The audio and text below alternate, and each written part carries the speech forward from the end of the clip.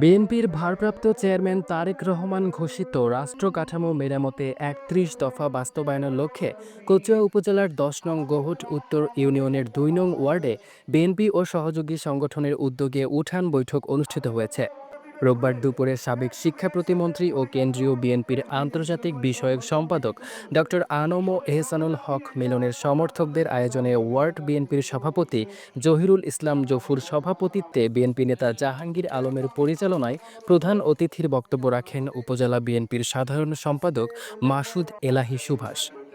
প্রধান বক্তার বক্তব্য রাখেন উপজেলা বিএনপির সিনিয়র সহসভাপতি আজিজুল উল্লাহ মাস্টার।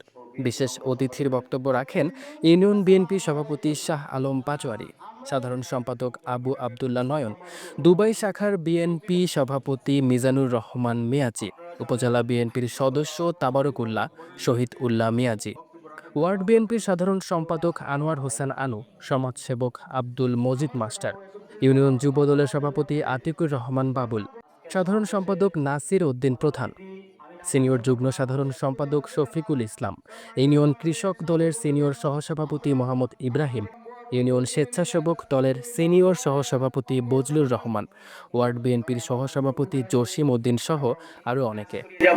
এটি আমাদের লক্ষ্য। কিছু লোক দিবা স্বপ্ন দেখতেছে, আসলে দিবা স্বপ্ন দেখে উপস্থিত আছেন, প্রধান অতিথি হিসেবে উপস্থিত আছেন জনাব মাসুদ। আমাদের জাতীয়তাবাদী দল বিএনপি জিন্দাবাদ। শহীদ আমারও। আহসান হাবিব সুমনের তথ্যচিত্রে ইশরাক অর্ণব, চ্যানেল 21, কচুয়া, চাঁদপুর।